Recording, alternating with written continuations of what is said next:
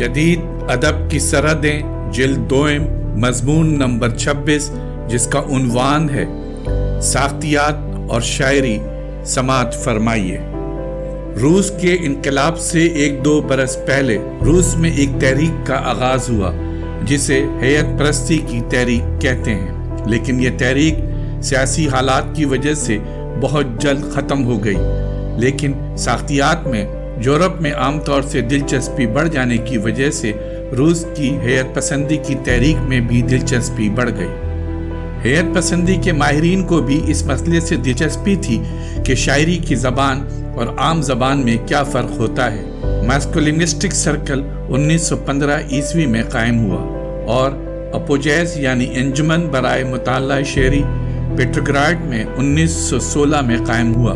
ان اداروں کے ماہرین بھی عام بول چال اور شعری زبان کے فرق کو سمجھنا چاہتے تھے۔ یہ بات تو سب پر واضح ہے کہ عام زبان بول چال میں کام آتی ہے اور عام لوگوں کے خیالات کو ایک دوسرے تک پہنچاتی ہے، اور ادبی زبان بول چال کی زبان نہیں ہوتی بلکہ عام مشاہدے کی چیزوں کو ذرا سے مختلف انداز سے دکھاتی ہے۔ روسی حیت پسندوں کا خیال تھا کہ جو چیز ادبی زبان کو عام زبان سے مختلف بناتی ہے اس کا بنا ہونا ہے۔ یہ خصوصیت ہمارے یہاں غالب، اقبال اور نون مین راشد کے کلام میں نمایاں طور سے نظر آتی ہیں۔ اس کی کچھ مثالیں ذیل میں دی جاتی ہیں، مثلاً قیامت کشتہ لالے بتاں کا خواب سنگین ہے، غالب خودی ہو علم سے محکم تو غیرت جبریل، اگر ہو عشق سے محکم تو سور اسرافیل، اقبال نیند آغاز زمستہ کے پرندے کی طرح، خوف دل میں کسی موہم شکاری کا لیے، اپنے پر تولتی ہے چیختی ہے بے قرار رات کے سناٹے میں، نون مین راشد۔ ان تمام مصروں کا بنا ہوا اسلوب بہت نمایاں ہے۔ حیت پسندوں کا خیال تھا کہ شاعری ادبی زبان کا بہترین نمونہ ہوتی ہے۔ روسی حیت پسندوں کا یہ قول آج تک مشہور ہے کہ شاعری زبان کے ساتھ نپا تلا تشدد رکھتی ہے تاکہ ہماری توجہ اپنی طرف مبذول کر سکے۔ اب شاعری کے بنے ہوئے ہونے کی مثالیں ملاحظہ کیجیے۔ مت پوچھ کس طرح سے کٹی رات ہجر کی، ہر نالہ میری جان کو تیغے کشیدہ تھا، میر۔ یہ توہم کا کارخانہ ہے یا وہی ہے جو اعتبار کیا، میر۔ روسی حیت پسندوں کا خیال تھا کہ ادب کا نامانوس ہونا ضروری ہے۔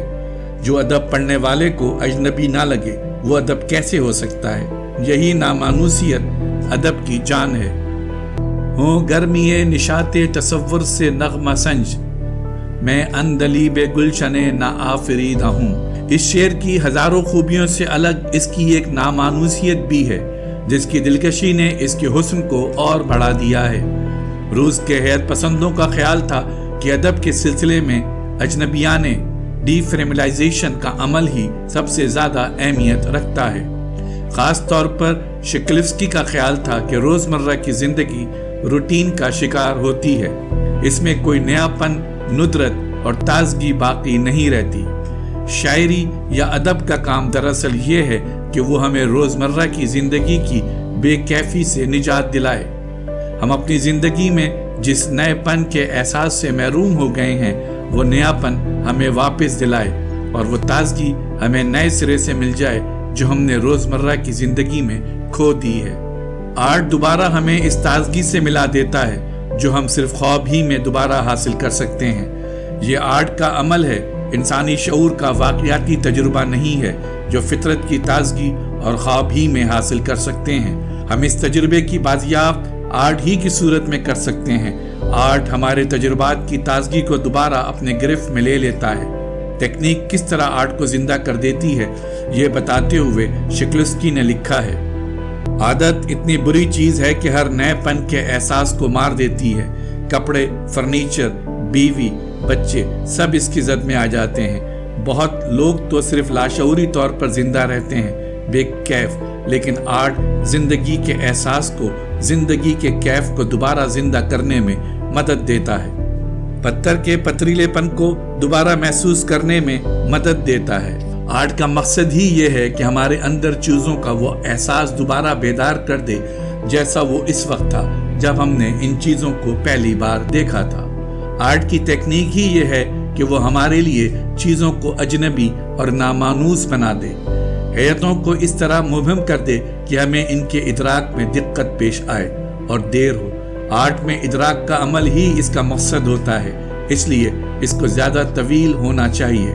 आर्ट में तकमील का अमल ही अहम होता है, कोई तकमील शुदा चीज़ ही अपनी जगह अहम नहीं होती। आर्ट का मकसद ही ये है कि अशिया जिस तरह महसूस की जाती हैं उसी तरह महसूस कराई जाएं, इस तरह नहीं जिस तरह वो जानी जाती हैं। आर्ट की टेक्निक ये है कि वो चीज़ों को दोबारा अजनबी बना दे, फॉर्म में अशकाल पैदा कर दे ताकि महसूस करने और समझने के अमल में किसी तरह दिक्कत पैदा हो जाए और कुछ वक्त ज़्यादा सर्फ हो। चूँकि महसूस करने का काम जमालियाती एहसास का काम होता है, उसको तूल देना ज़रूरी होता है। शुक्लुस्की कहता है, साइंस के बरक्स जो हकीकत में तंजीम पैदा करती है, अदब हकीकत के तस्वुर को जिसके हम आदी होते हैं दरहम बरहम कर देता है और हकीकत के इन पहलुओं को बेनकाब कर देता है जो बिलउमूम हमारी नज़रों से ओझल होते हैं। आर्ट जिंदगी की नामानूसियत को उजागर करने का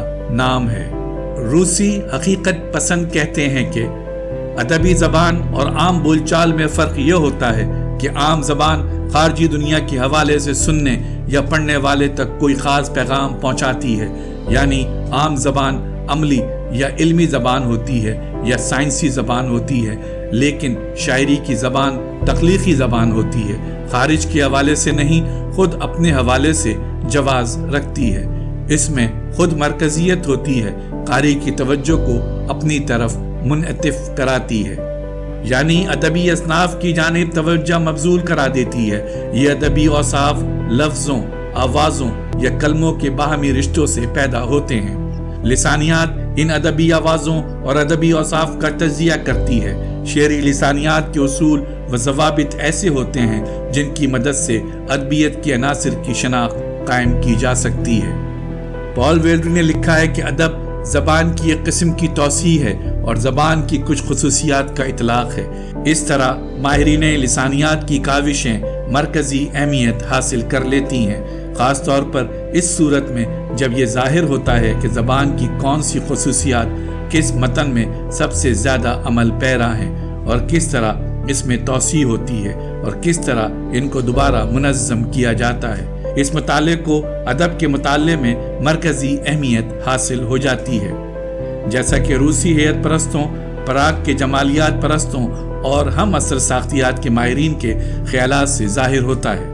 इन तमाम मकातिब फ़िक्र के दरमियान रोमन जैकबसन को बीच की कड़ी की हैसियत हासिल है और ख़ास तौर से नज़मों के तज्जिये के सिलसिले में रोमन जैकबसन के नज़रियात और अमली तज्जिये को खुसूसी अहमियत हासिल है। रोमन जैकबसन कहता है कि शायराना बयान पैगाम को सिर्फ इस पैगाम की खातिर अहमियत देने का नाम है।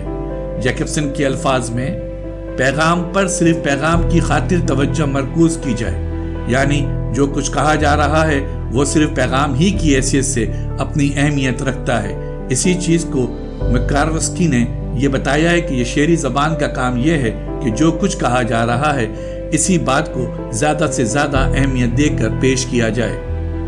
रोमन जैकबसन कहता है कि जिस तरह मुसव्विर रंग को अपने इस्तेमाल में लाता है, शायर ज़बान को भी इसी तरह इस्तेमाल करता है। वो कहता है कि शायरी का काम ये नहीं है कि इसमें निशान को तसव्वुर मानी की जगह इस्तेमाल करे, यानी वो कहता है कि शायर या नज़्म का कारी मिसरे से शायर या नज़्म के कारी का रवैया मुराद ना ले, यानी मिसरे को शायर की हकीकत के बारे में मज़हर ना बनाए, बल्कि इस मिसरे से ज़बान के सिलसिले में शायर के रवैये को समझने की कोशिश करे।